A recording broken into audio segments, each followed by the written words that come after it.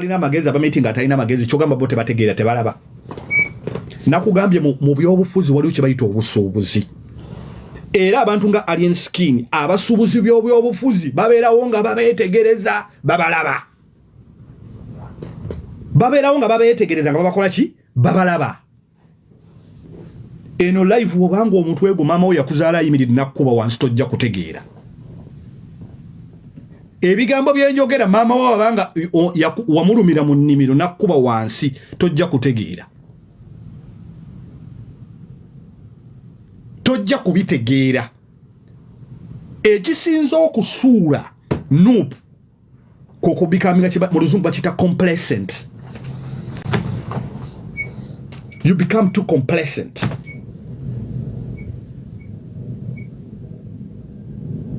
forgetting that complacency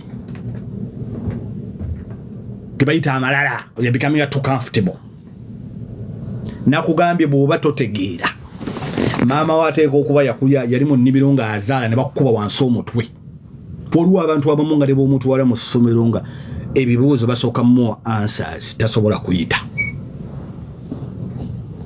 kuyita kati be bajjudde ekibiina ekimu mu kimanyi mu kiwandiike wansi awo era gye mukomye okwandaestimating alien skin and malign him n'okumuswaza n'okwogera gy'akomye okufuna ettutumu mulowooza lwaki kati this time around Kadingo yayisa amajeege bano bakadeede ab'oku intaneti n'abagamba atya to avoid all conversations concerning Mpuuga.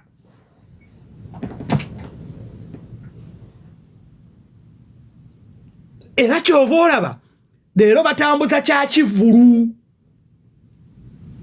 kubanga babadde balina okukola meeting bo baategedde the more you talk about him negatively the more people will keep what banoonyereza who's Mpuuga nawe n'abadde tamanyi Mpuuga agenda mu Google oba agenda ku TikTok n'ateekako Mpuuga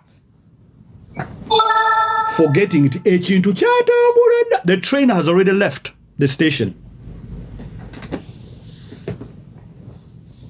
The train has already left the station. Train y'ebyobufuzi yatambudde dda. And what is very interesting, ye muntu okujja okukola alliance y'ebyobufuzi ng'akuggyeko ba MP abasukka 10 mu ago. Oyo muntu batatandikidde ku zero.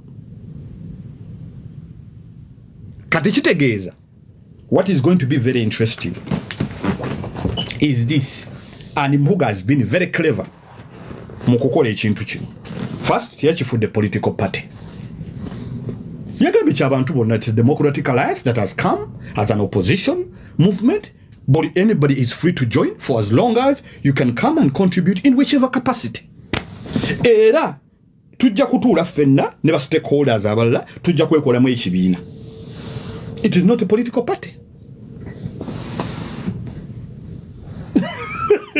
Abawemuzi kati bawulira amataffaali gabugumye awulira obwongo bumusiibwa ati agamba ayogera biki biwa obudde futusojo ojja kubitegeera biwa obudde obwongo tebukubuguma nnyo ojja kumala otegeere wano we tubaagala wano okubeera wano kuba kati we tugenda mu kibooko na fire ebyokuwemula bigenda biwedde. This is December kati tugenda mu nsonga za kuttanya na strategy mu 2025. That is why Museveni yakategedde aliko PDM muli kubevolo tugenda 1 year to election. You are not serious. You are a bunch of jokers. Sharing a live. Wano we tugenda ebyo bivulu tebikola. Museveni ali ku PDM bano balonkinze movement ya Democratic Alliance mu mulonkinze bivulu munoonya bwa president bw'abayimbi you are not there to change the nation. People trusted you with something. Katonda mwafuna omukisa abantu ne baba wobubaagazi ne babwagala ne muli embuzi z'abannamboozi ne mulowooza nnamboozi asigala munopu mulowooza nnamboozi asigala kubanga nnamboozi baludde nga batunuddewo ewasegirinya waliwo bubi wabula weewuunye kumanya zino embuzi tezitegeera era wezirina obuwagizi era bwe ziteekako abantu abalala muteeka mutya abantu ku bantu bamuolede nga mulina obuwagizi mu awo lwaki temugende kotido gye mutalina buwagizi gye muba mulwanira Alozias bamukutte Alozias matovu katolwama mukama katonda amusaasira yabyogera yagamba ene waffe Lubaga tebikola nga bwe mulowooza abantu be Lubaga babuufu tuli mu bayaaye bajja kutuuka ekiseera omusajja bajja kumuzuula ntalina kyawe katolwama byonna bye yayogera byonna bye yakola mukama katonda mummuze emirembe lwaki tebamusitulangako kumujja mu katale olowooza abantu babuuse abantu babuufu gutwinza kubanga gwovuganya naye aludde mu buyinza emyaka n'akusinga emmundu akusinga essente akusinga buli kimu ali ku PDM ali mu Bakalamujja atambula kaalo ku kaalo oyo Museveni juzi abadde n'akagaali simanyi batambula mwami Museveni n'akagaali omanyi ennaku zino mune muzibu oyo muno muteekako muzeeyi era nga muzeeyi pulezidenti yalina akagaali juzi yabadde amitinga simera bana abalunda embizi abalunda enkoko abalunda embuzi abalima emmwanyi abalima amatooke woli mu bivvulu Mpuuga alaba Besigye bamukutte nga opposition muli mu kivvulu tebalina kye boogera kyonna yadde tebalina kye boogera kyonna yadde n'ekimu mwe temwajja kujjako Museveni mwajja kupromotinga bivvulu mwatuusiza amaato ga Christmas era abasama abawakanya Museveni mugende mupangisa amaate busaabala gyegali. You are just a bunch of jokers. You are a bunch of jokers. Mpuuga, I'm very sure he's going to do it very well. He's going to appeal those who understand. Mpuuga aludde mu byobufuzi ebyokukola babimanyi n'ebyokugamba abantu babimanyi. It is not by coincidence nti alese mulwana. Ekyo mbadde nkisuubira nagambye omuntu yenna munnabyabufuzi yenna n'asuubula Patrick Mulwana ajja kuba asuubula afunye capital. Era Kyobola yakugambye nti eri ewaffe mu Fangon Forest mu butono bwaffe wa mu bungi bwaffe bwe tusonganga ku muntu oyo tumugamba tumulabiranga ddala tusuubira abamu kuffe era bajja kugamba katumulabire ddala.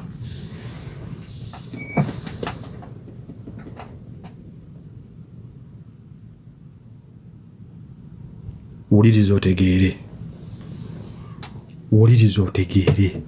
Fuutu Soja bino ebyokuwemula byawedde ono Desemba tusigazza omwaka ogwo nkugambye gwe muvuganya naye ali mu PDM bano balonkinza alliance y'abyabufuzi batandise kutuukira bano bali mu kakuyege kati batambula ku meeting abantu mu mukuŋŋaanya abantu mu bivvulu kunywa walaji na kugangayira abantu abagangayira tebayinza kukyusa gavumenti tebasobola. That is why Museveni tanywa mwenge. Tosobola kufuga eyo nsi Uganda ng'onywa omwenge obote kiki kyamusuula mwenge kijjo gyasuula obote bamuwamba emirundi ebiri ng'atamidde. Museveni n'amanya nga ofuuka omufuzi tolina kunywa mwenge. Oyinza obutaagala Museveni n'ebintu binnyo by'olina okumuyigirako. Nze nali nina obsession y'obutaagala Museveni nga ndi so obsessed. Ninatuuka nenteeka wali obukyayi bwange neŋŋamba omusajja ono tayinza kubanga afuze Uganda erimu abantu abategeera bwe bati by coincidence. I need to do a research about this man. It is not by mistake that he has been leading this country for 40 years. There has to be something. Nintandika kukola research nebwe nsanga Museveni ka video ke yatambudde ntuula njagala mpulirize the small details because sometimes we miss out on the small details. To missing out on the small details. Weewuunya omusajja yalonda abalondesa yabala obululu ali mu PDM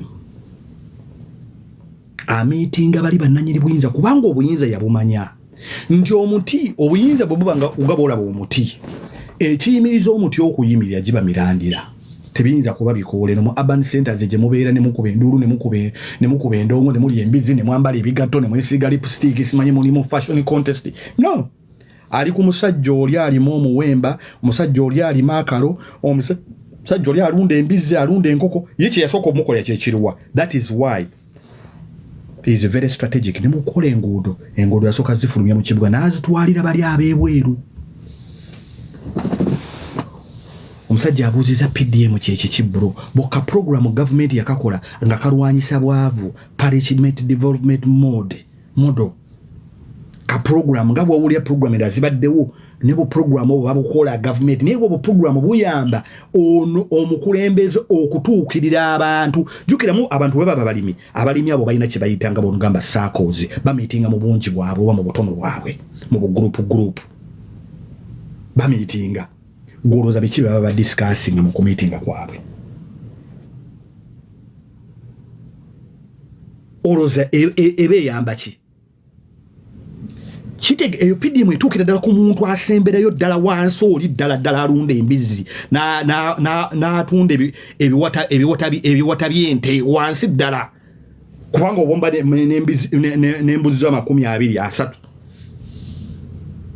Eyo program etambulamu ebyobufuzi bingi nnyo kubanga omufuzi amitinga abantu. Gwamanyi abantu okumitinga omukulembeze w'eggwanga the fountain of honor ne bamutuukako ne bamubuulira ebizibu byabwe.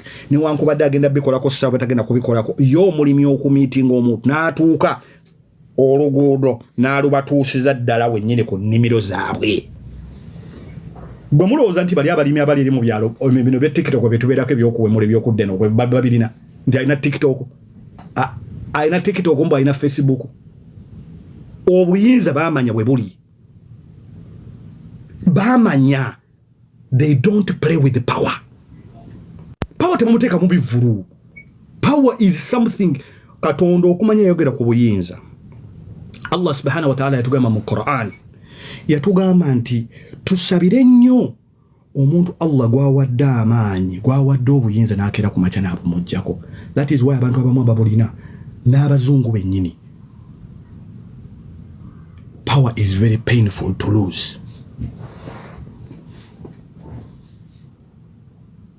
Power is very painful to lose. Obuyinza bulumanga buva abantu. Just why abantu bamala okuva mu buyinza bafa balwala endwadde bawawanganguka. Lwaki? Omuntu abadde nga atambuze mmotoka nga traffic ayimirira ku muntu ayimirira kadingo abadde ali mu opposition n'afuukirawo dictator tayogerwako tagambwako.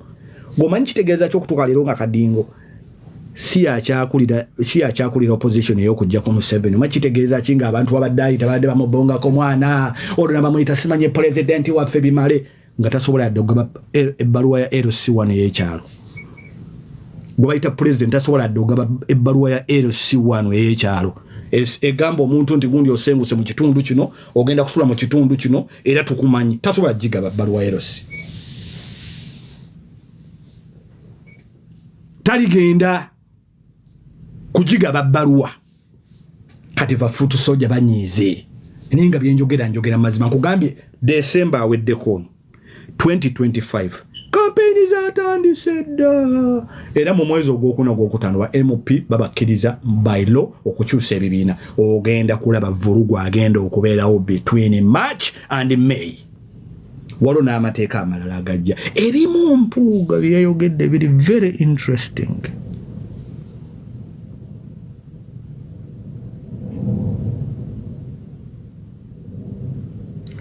Yagambye I must quote Mpuuga nti omukulu bwe yaluuzinga akalulu teyatasikinga ba MP be kubeera nti basobola okuteekawo ennongoosereza mu bbanga omuntu lyayinza okukola petitioni y'okulonda. Era babuuza gwe babba akalulu lwaki wajjayo omusango gw'okubba akalulu. Baakubba luli naye ate ogenda mu kalulu kalala. Kati bw'oba nga baakubba luli garanti kizo olina tebagenda kubba ku luno.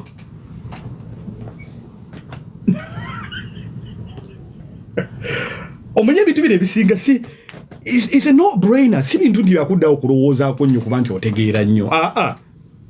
Just ekintu kukiwabudde, just kozesa common sense. Nga bw'onoogamba nti omusulo gunnuma nina ogenda mu toilet. It's a no-brainer. N'omuntu atategeera asobola okumanya nti omusulo gunnuma. Okuggyako nga breaks zaafa.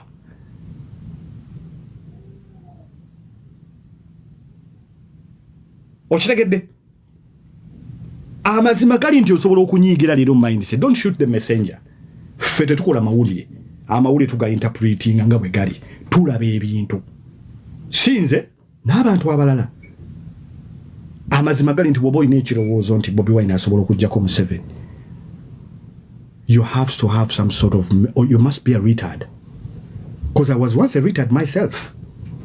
You must be a retard. You're mentally retarded.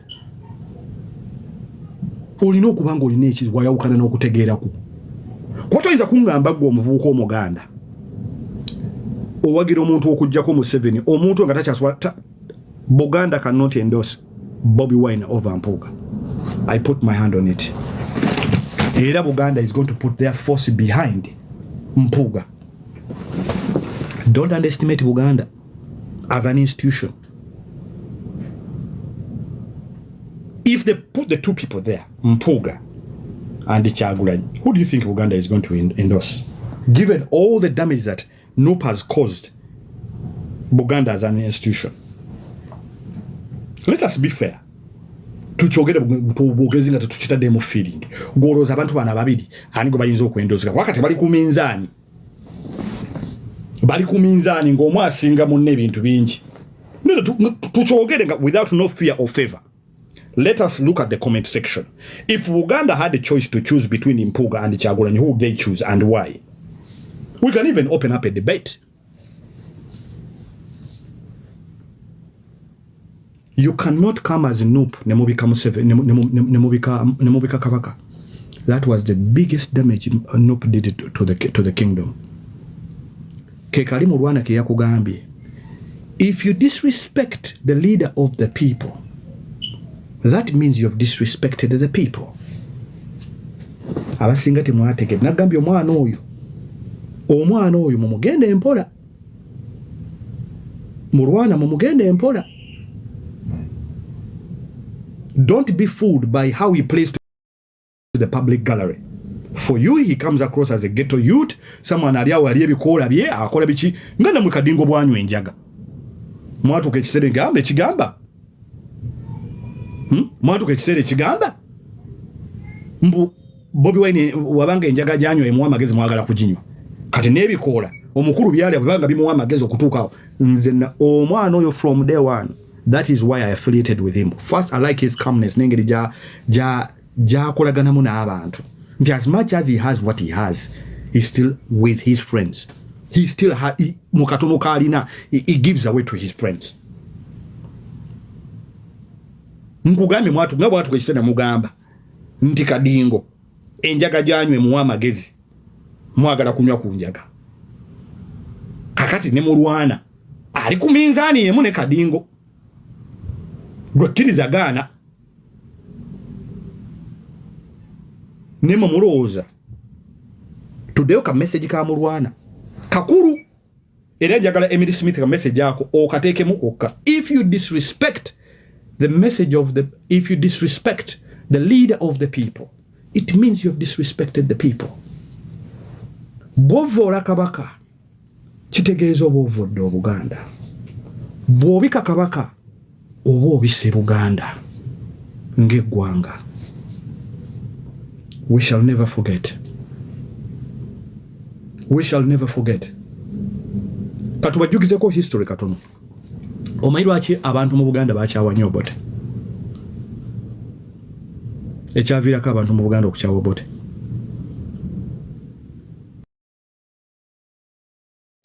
Mu Buganda ekyakyayisa Obote okumutuusa n'Obote okuba nti baamugaana omuyisa Eruweero ng'afudde.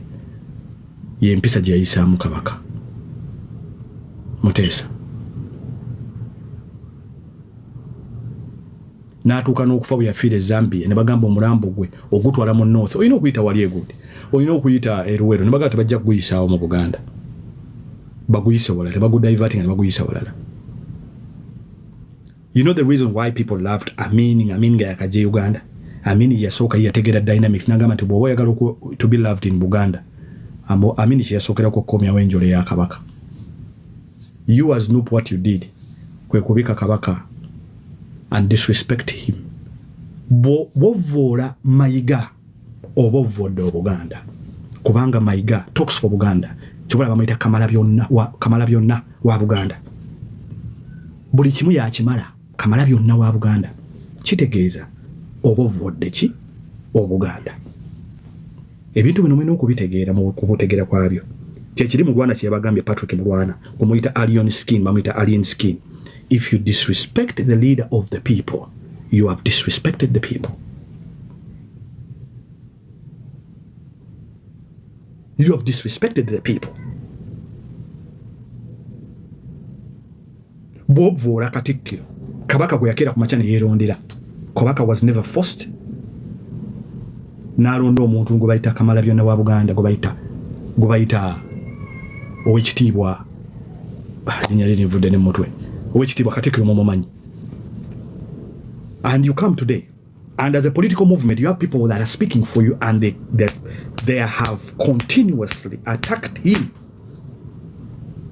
And as a party, you have never come out and stood firmly and said, we distance ourselves from these people. We don't know these people. Even when your leader came on CBS, to the point that Bobi Wine got to a point, nebamugobako CBS, radio yobujaja. What does that tell you? The kingdom doesn't want anything to do with you. The kingdom does not want anything to do with you.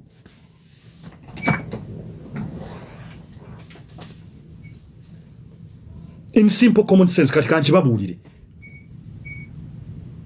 Obwakabaka tebwagala kintu kyonna to do with you. Olunaku olwali obwakabaka buzadde omwana omulala. Gwobadde bugulumingo w'ekitiibwa. Ategera kabaka we namugamba kabaka wange. Kitange kyonna kyoyogera kye njo kugenda nakyo. Kitange tukoze tutya bamuyitaani? Bamuyita Mpuuga.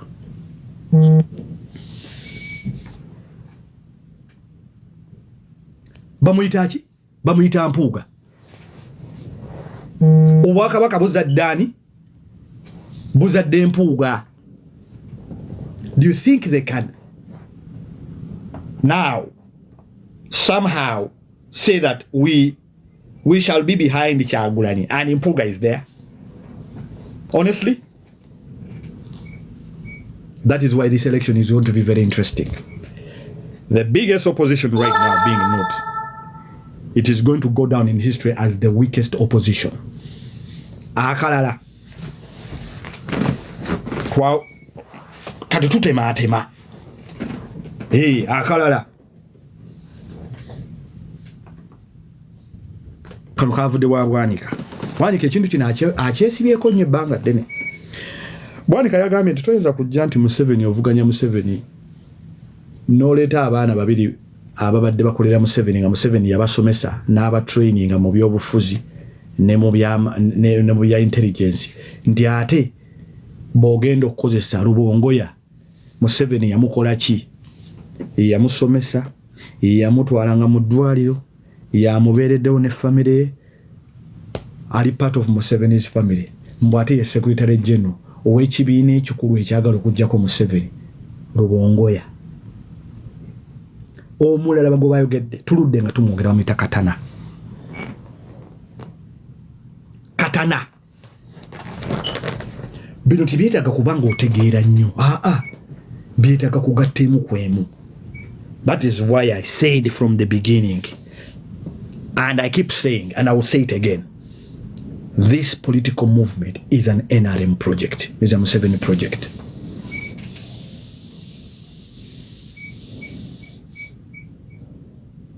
They're not after power.